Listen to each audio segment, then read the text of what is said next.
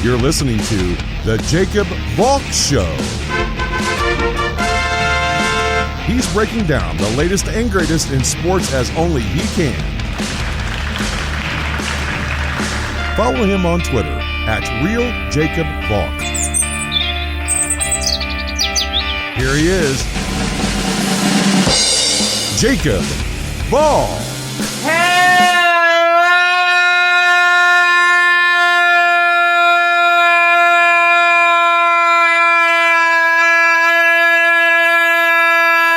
Sports fans, welcome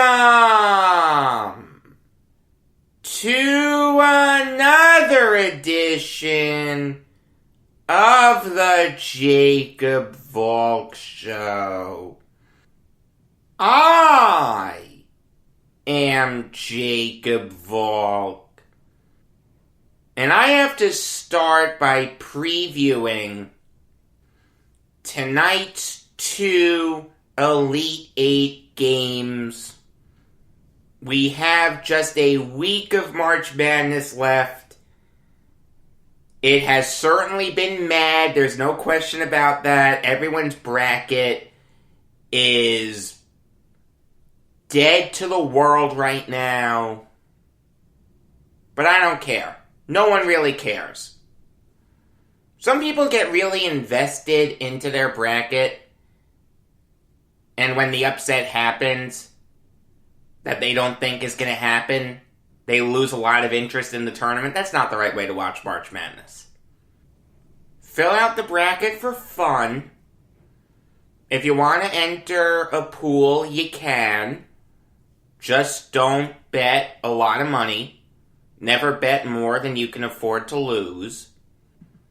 But once you and your bracket are no longer on speaking terms, just say, yeah, had a feeling that could happen. That's okay. I'm not going to beat myself up over it.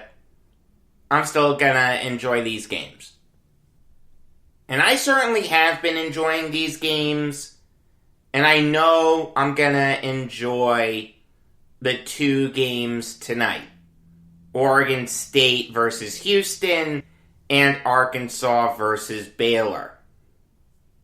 I'll start with the Beavers taking on the Cougars. If Oregon State is gonna win, they've got to get Jared Lucas more involved. Lucas was their second best player this year, and has had a good tournament so far. He played well against Tennessee. He played well against Oklahoma State. Against Loyola, he was terrible. He only had 8 points. Shot 3 for 9 from the field. 2 for 6 from beyond the arc. It was a disastrous performance. Oregon State won because Ethan Thompson went off. That was to be expected. He was the best Beaver all year. Warith Alatish had a double-double. Give him credit for stepping up. And the Oregon State defense basically shut down Loyola of Chicago. I mean, if you only score 16 points in the first half, you don't deserve to win. If you shoot 33% from the field and 22% from beyond the arc, you don't deserve to win. Loyola was dreadful. Oregon State did a great job on defense. But against a team like Houston that really doesn't score a lot, great defense isn't going to be as important as getting Jared Lucas involved. And he's going to have to do it against a really good Houston defense. That's going to be tough, but it's what the Beavers need. Speaking of the Cougars, I know this is going to sound cliche, And this really isn't any great insight, but it's the truth.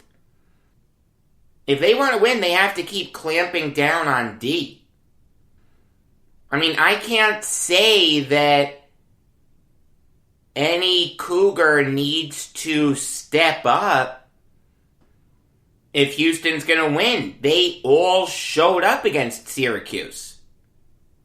Quentin Grimes had 14 points, Marcus Sasser had 12, and Dejan Giroux nearly had a triple-double. 9 points, 8 rebounds, 8 assists. Houston played a perfect game against Syracuse. They shut down Buddy Boeheim. He shot just 3 for 13 from the field, 1 for 9 from beyond the arc. Houston contested every shot of his. That's the right way to go about it. It was a dominant performance by Houston. People are mentioning this team in the same breath as Phi Slamma Jamma. Look, they're winning in a different way than those Olajuwon and Drexler teams did. But in terms of sheer dominance, yeah. This Houston team deserves to be mentioned in the same breath as those Guy Lewis teams. Kelvin Sampson has done a great job with this team.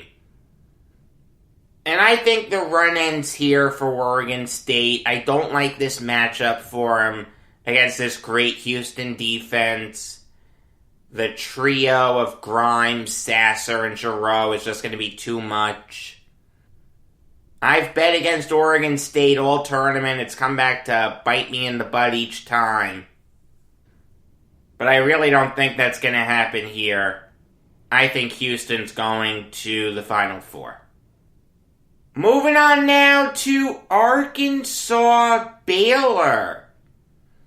The only Elite Eight matchup that I actually got right in my bracket. I feel really good about that. The thing that I don't feel good about, though, is Arkansas underestimating their opponents. Make no mistake about it. Oral Roberts almost beat them. They were up by 7 at the half. They had the game won. They just fumbled it away. They collapsed on defense. They turned the ball over a lot. Oral Roberts was so close to doing the unthinkable. Making the Elite Eight as a 15 seed. That's never happened before. They were this close. They had an opportunity to win it at the end. And don't kid yourself, that shot almost went in. It hit off the front of the rim. Max Abmas almost etched his name in March Madness history. Instead, it rimmed out. Now, this Razorbacks team has thrived all year with their backs against the wall. They like playing from behind. And look, it's impressive that they were able to come back and destroy Colgate. It's impressive that they outlasted Texas Tech. It's impressive that they beat Oral Roberts. But if they're going to beat Baylor, they need to play a complete game. You've heard of 40 Minutes of Hell from the old Nolan Richardson Arkansas teams? Eric Musselman needs to drill that into his guys' heads. Hey, we've got to hit the ground running.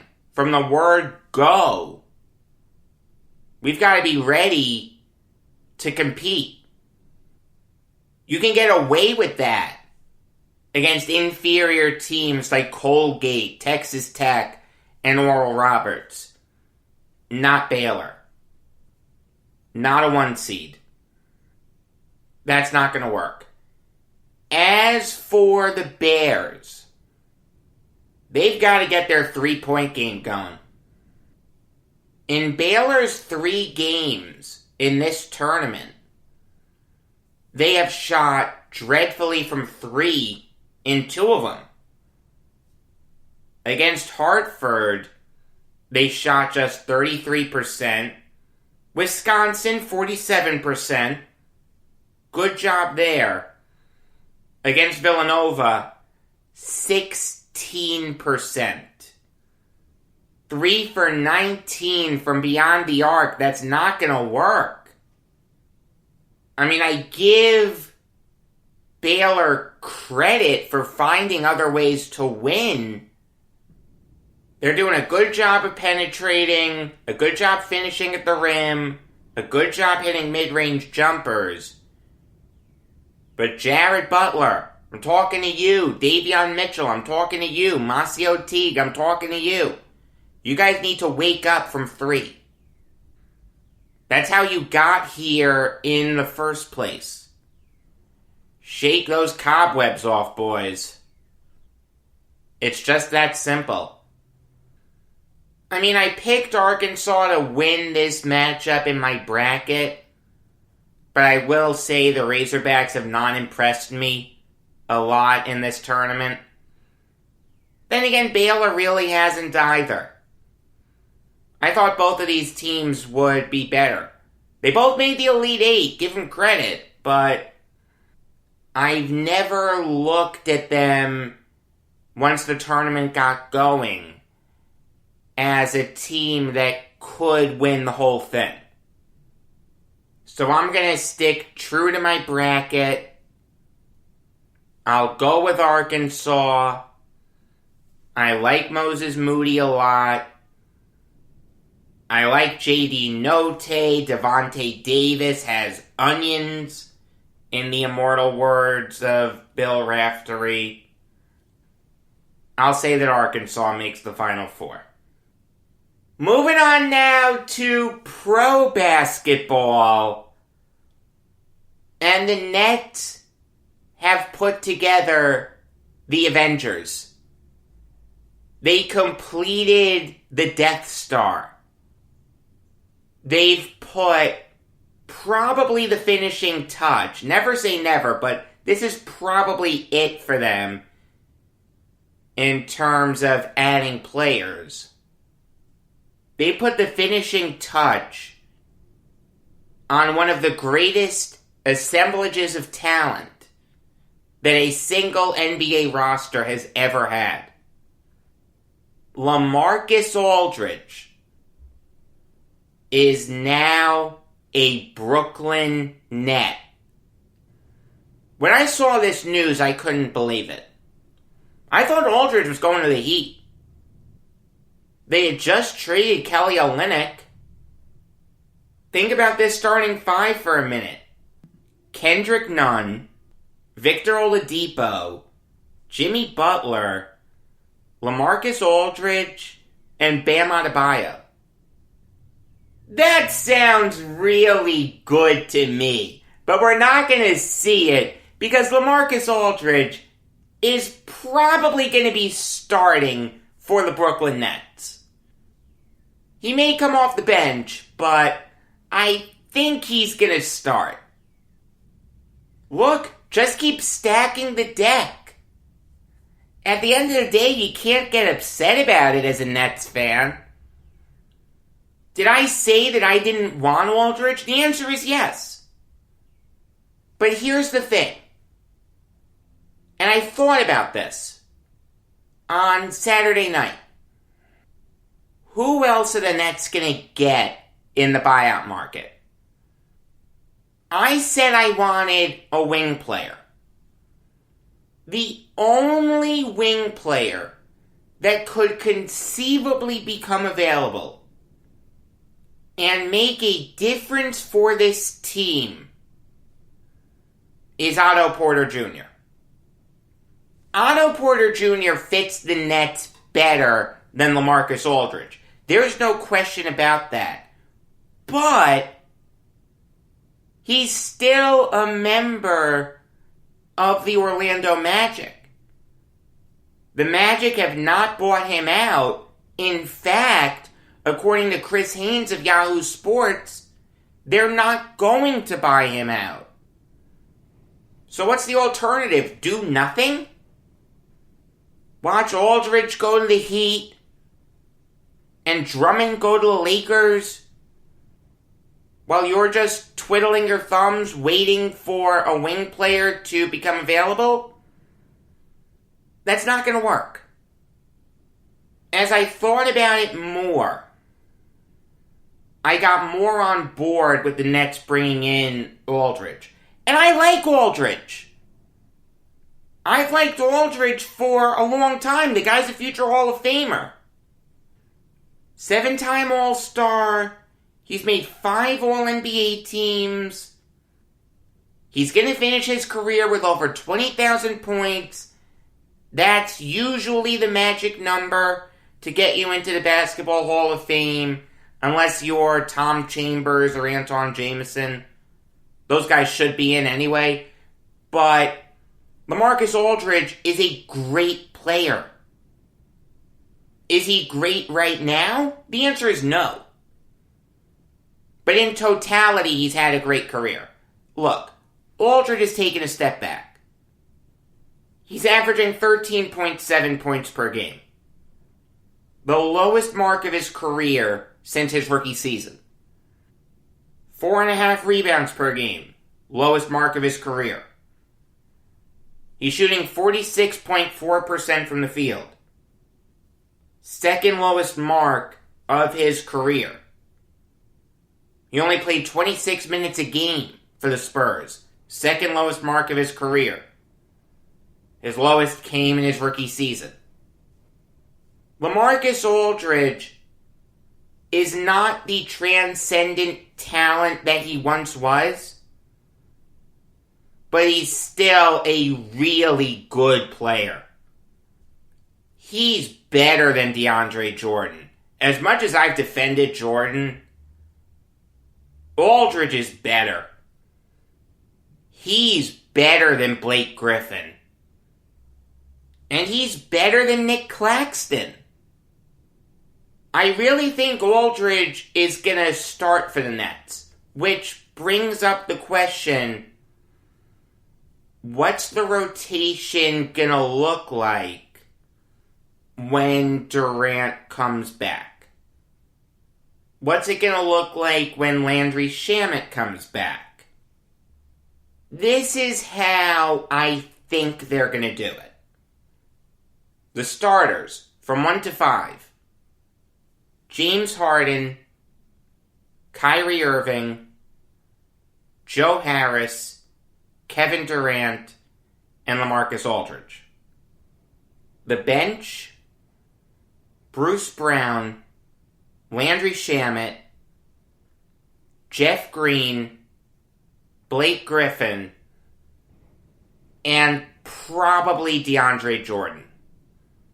If you want to say that you'd rather see Nick Claxton than Jordan, okay. I'm with you there. I agree with you 100%. I just don't see Steve Nash taking Jordan's minutes and giving them to Claxton. I just don't see that happening. I think Jordan's going to be upset.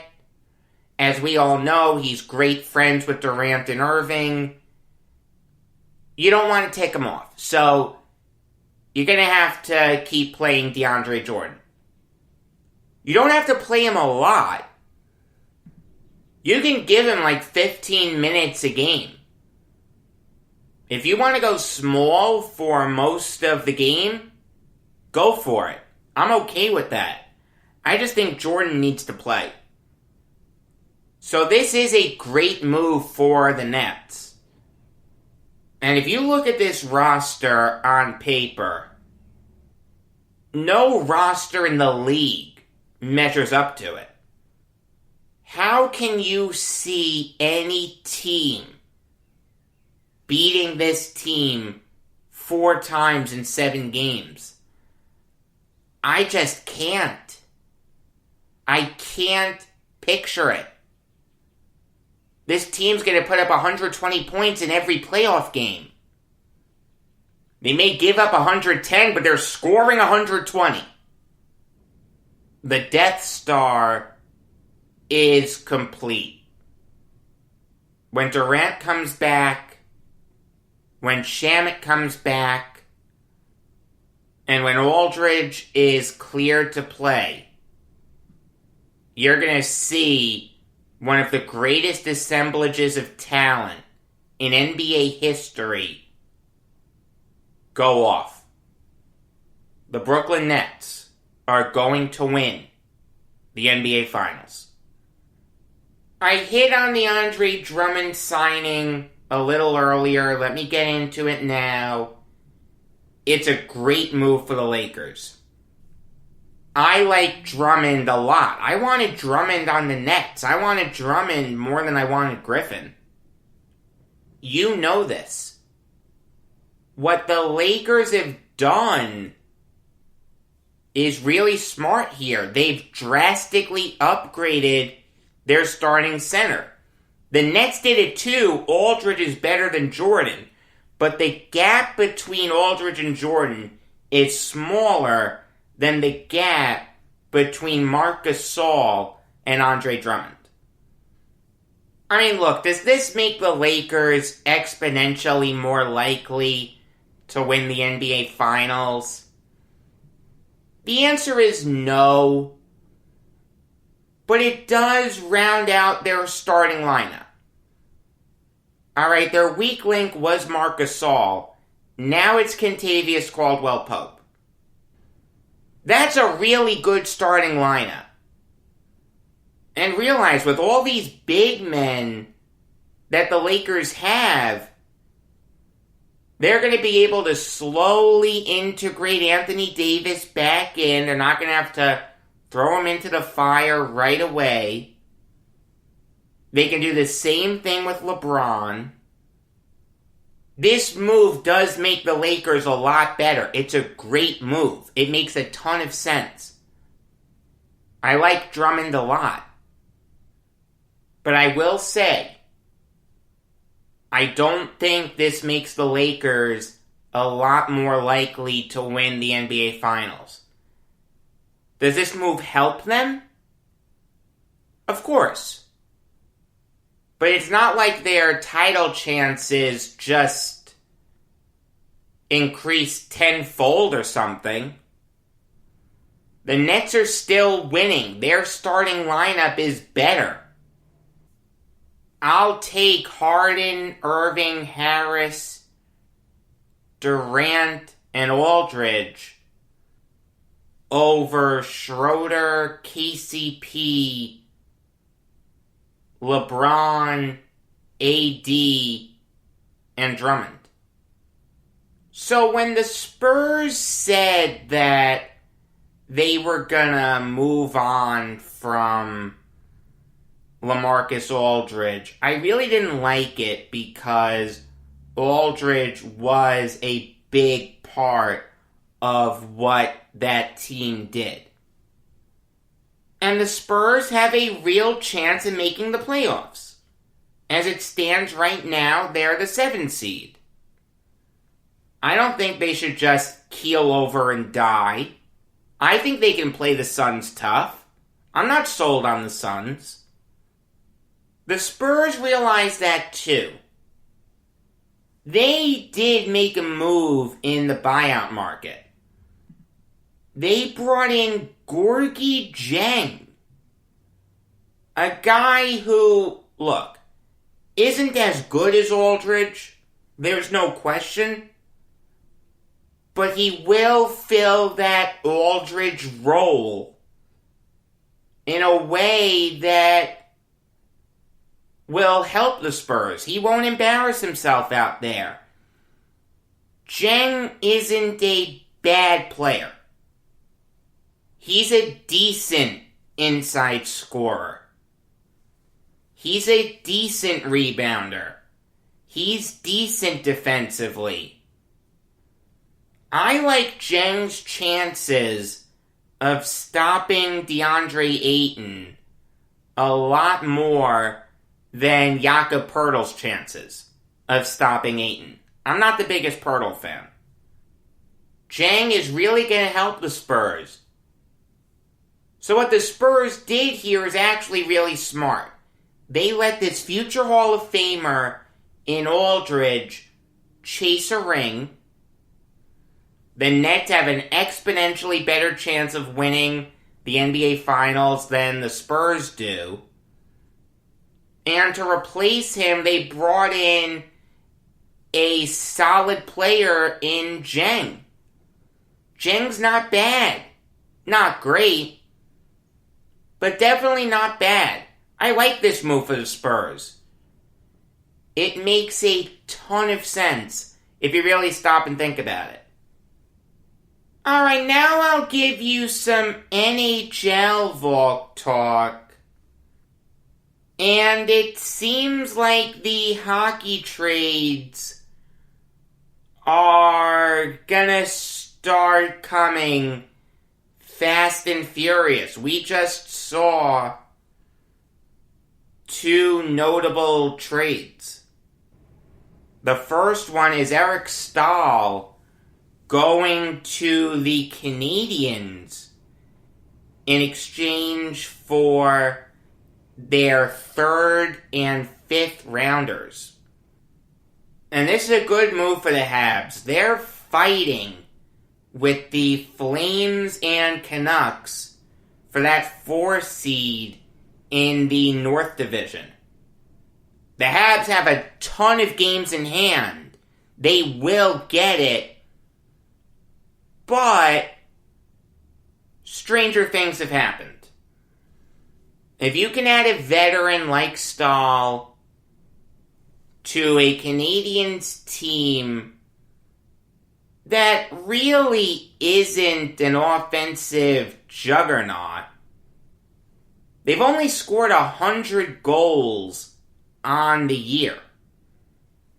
That's like middle of the pack.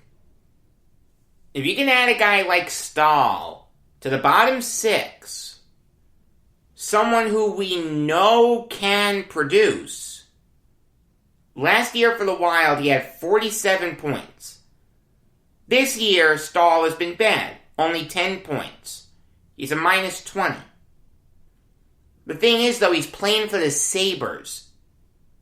It's tough to read a lot into that. I like this move for the Habs a lot. I think they won this trade. A 3rd and a 5th is a very reasonable price to pay. And I think this year, Staal being moved at the deadline will help the team that traded for him. If you don't remember, in 15-16, the Rangers traded for Staal at the deadline. In the Rangers' 5 playoff games against the Penguins, Staal scored no points and was a minus 7. Obviously, the Penguins won. Speaking of the Rangers, they traded Brendan Lemieux to the Kings for a 4th rounder.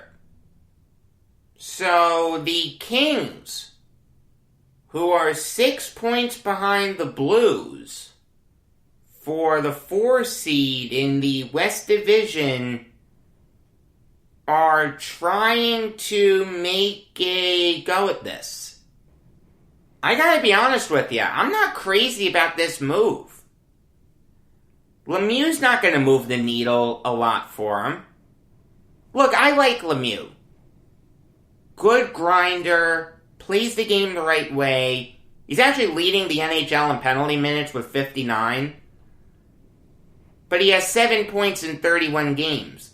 You can put Lemieux on the 4th line, and that's fine. He'll do more than just sit in the penalty box. He's a good player. I like Lemieux. The thing is, though, how much is he going to help the Kings? The Kings aren't making the playoffs because of this move. The Kings need a lot more than a grinder. Or an enforcer, whatever word you want to use to describe Brendan Lemieux, if they're going to make the playoffs. Look, they've overachieved this year. Give Todd McClellan a ton of credit.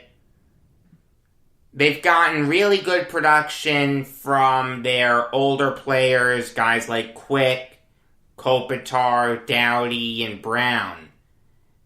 And they've gotten production from their young guns, guys like Cal Peterson, Alex Iafallo, and Adrian Kemp. But I don't think they're making the playoffs. I don't care how close they are. They're not as good as the Blues. And Lemieux really doesn't help them a lot. The only reason why I'm going to say it's an even trade is that the Kings just gave up a 4th rounder for him. And Lemieux is young. He's 25. He's going to be a free agent at the end of next season. And even then, he'll be restricted. So he can help the Kings going forward. But this trade did surprise me. Alright, now it's time for me to do one of my favorite segments, Twitter Time. On Friday, I spoke about Zach Wilson's pro day. I didn't watch it live, but I was going to watch the highlights of it on YouTube. And I did. There was one throw that stood out. It's an incredible throw. Wilson is running a bootleg. He's rolling left. He's at basically the left hash mark.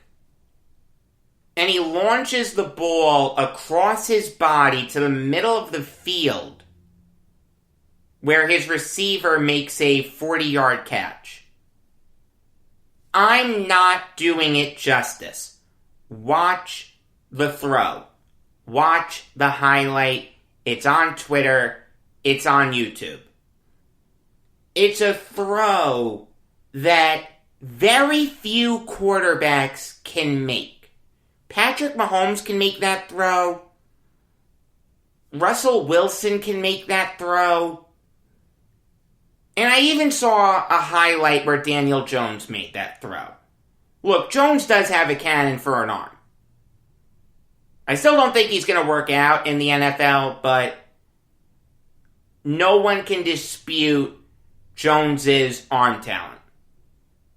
Some idiots pulled out the Sam Darnold touchdown pass that he threw against the Niners, the second game of the season, and said, Darnold can make that throw too. Not even remotely close. And I tweeted this.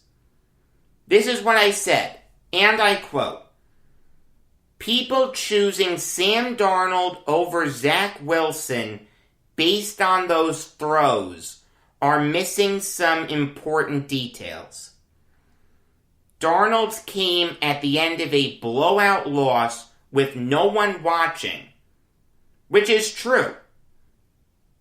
Before that throw, there were like 90 seconds on the clock, and the Niners were up 31-6. No one was watching it. Everyone had turned the game off. It was in the fourth quarter of another blowout loss. Compare that to Wilson, who made that throw during his most important interview ever, his pro day, with 1 million eyes on him. It was nationally televised. And Wilson's was longer.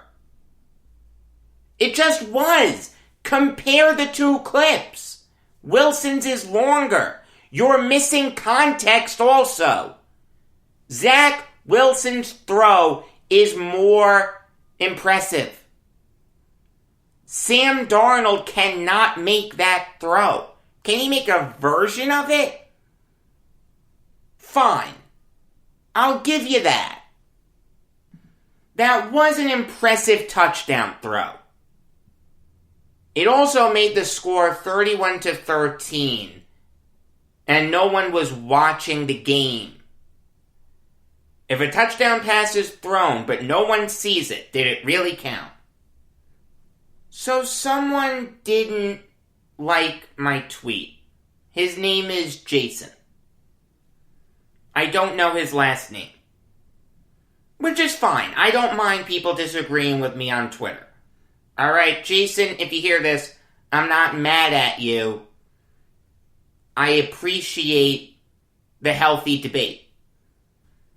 But if you didn't see it, I just want to walk you through the exchange. Jason said, cool. It was also in shorts and without any defenders chasing him. That's true. That's what a pro day is. It's done in shorts, and you don't have 300-pound men trying to slam you to the ground. I said, and 99% of quarterbacks, including Darnold, have that exact same throw fall woefully short, which is true. Wilson is greater than Darnold, and it's not even remotely close. If I'm starting a franchise from scratch, and I have the choice between Zach Wilson or Sam Darnold, I'm taking Wilson. Jason said, not even remotely close? Dude had one great year of non-power college football, but you already know that. Okay. Yeah, Wilson's a one-year wonder. Yeah, he went to BYU. I can't argue with that.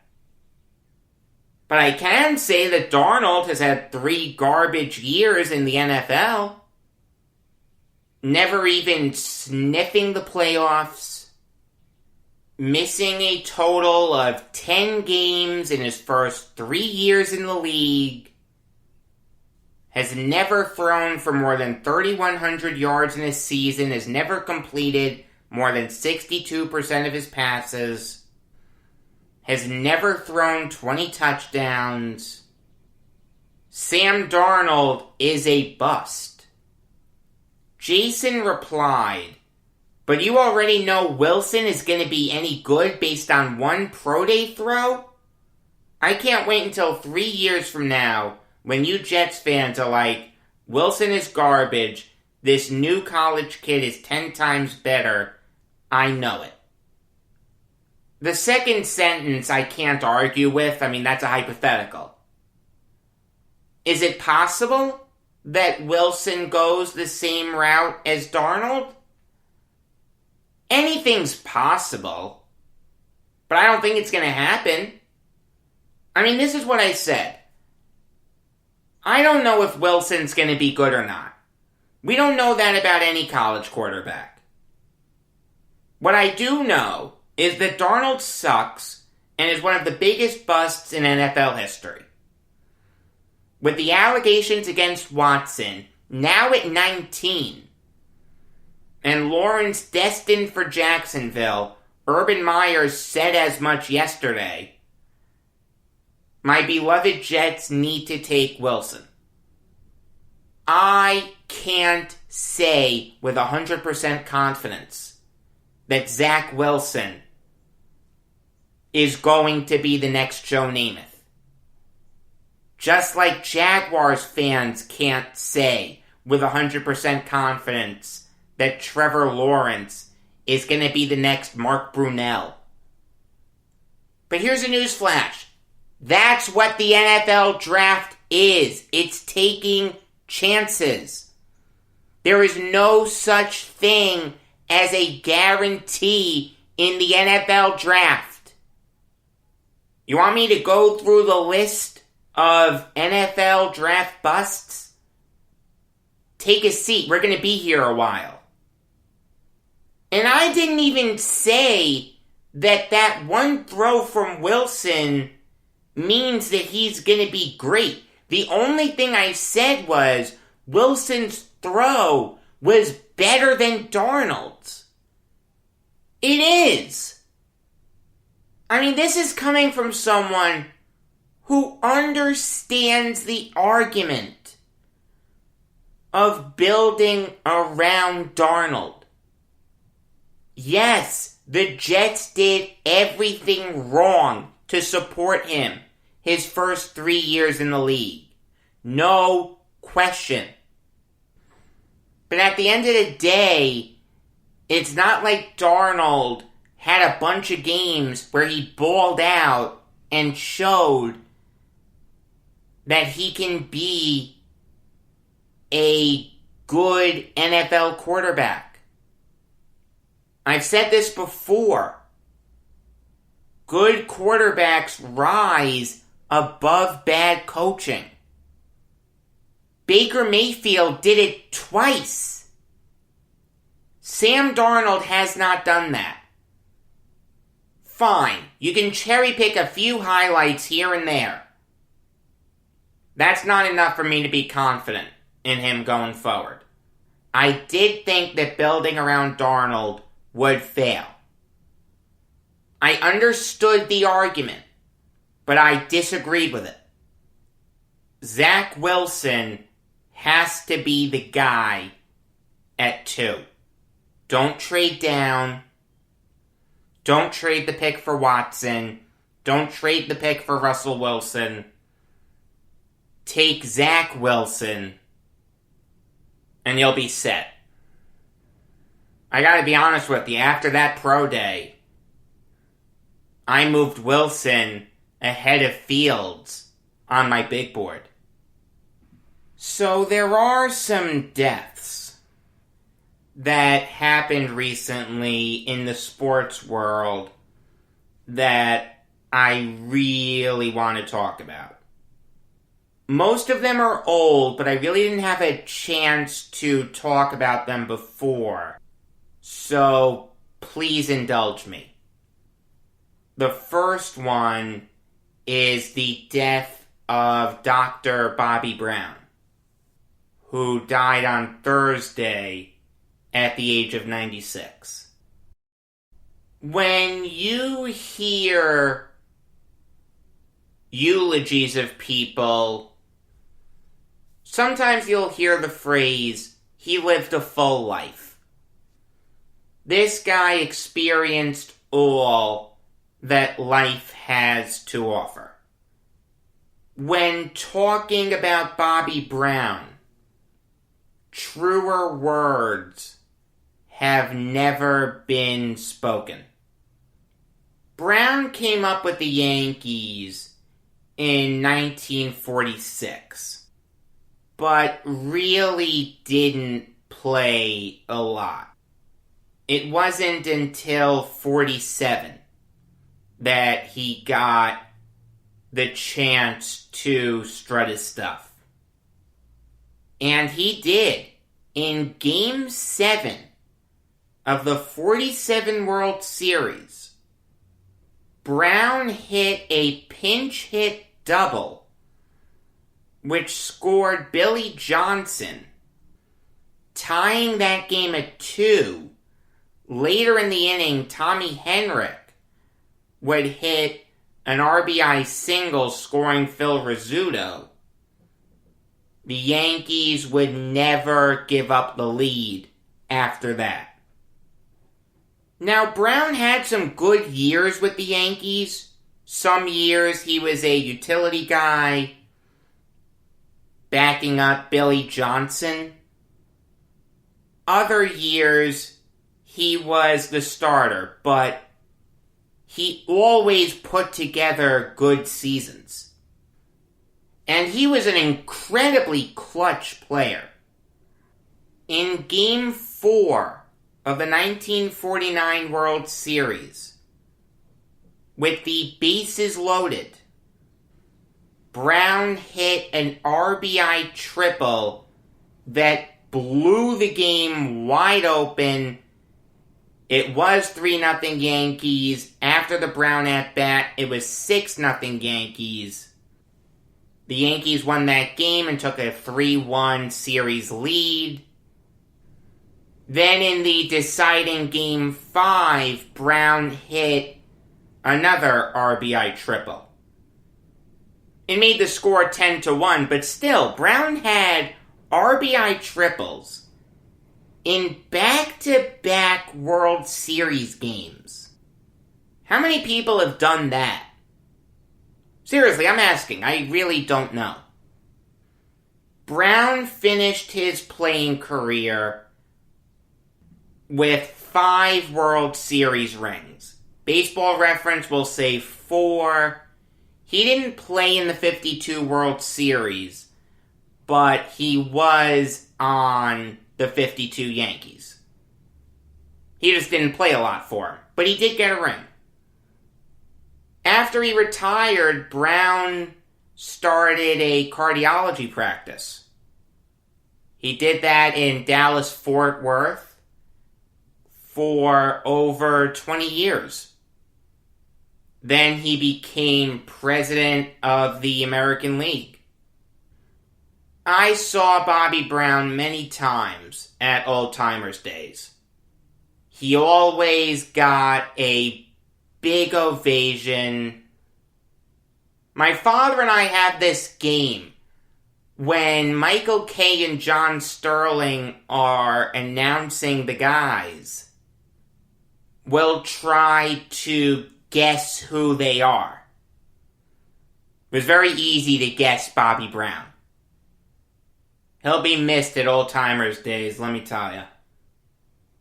The second death is that of Stan Albeck, who also died on Thursday at the age of 89.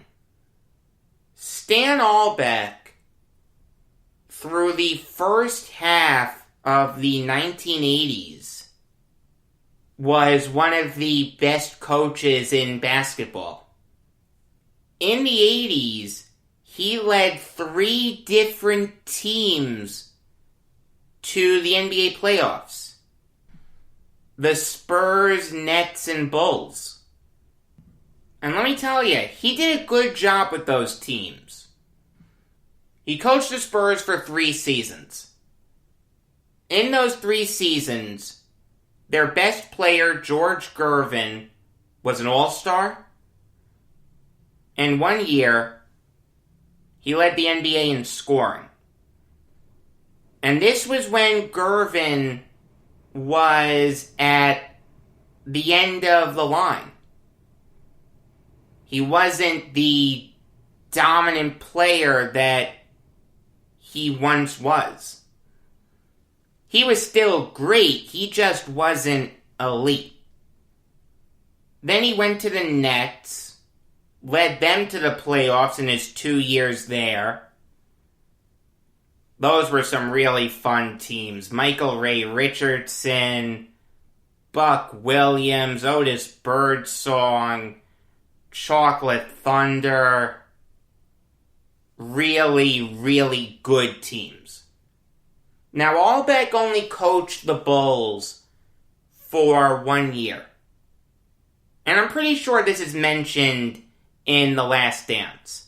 He was replaced by Doug Collins. It was a surprise to everyone. No one knew anything about Doug Collins. The guy had a really good NBA career, was a 4-time All-Star, first overall pick once upon a time. Had no coaching experience whatsoever. I mean, Collins had some good years with the Bulls. Give Jerry Krause credit. But I'd venture to say that Albeck would have done a similar job. Krause didn't go about that the right way.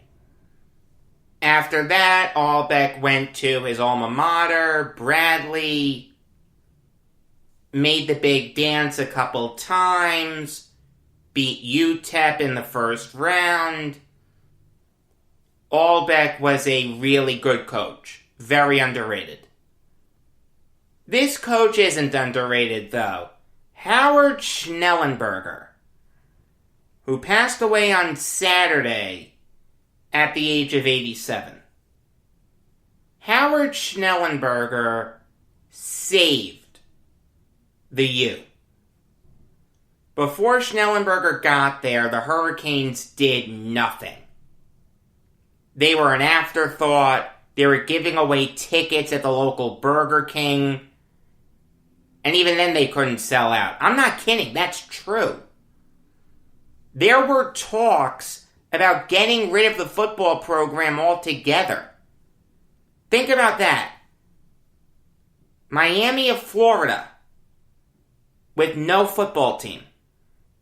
Schnellenberger came in with the reputation of being Don Shula's offensive coordinator and immediately whipped that team into shape. In Schnellenberger's second year, the U won the Peach Bowl. That was their first bowl game since 1967.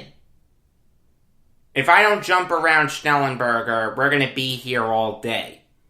In 1983, the U went 11-1. They went up against a great Nebraska team in the Orange Bowl, the de facto national title game. Coached by the legendary Tom Osborne, Turner Gill at quarterback, Mike Rozier at running back, Irving Fryer as one of the wide receivers. The Cornhuskers were 12-0 entering that game. Everyone expected Nebraska to win. In one of the greatest college football games ever, the Hurricanes beat the Cornhuskers 31-30. Not even a fumble-rooski could help Tom Osborne. In fact, Schnellenberger had a great line about that. He said to his team, if they're doing the fumble-rooski, that means they're scared of us. They need to resort to gimmicks to beat us. Schnellenberger built that program up through his excellent recruiting. Any good high school football player in South Florida went to the U. They called it the State of Miami. Let that be a lesson to you. If you want to be a good college head coach, recruit locally.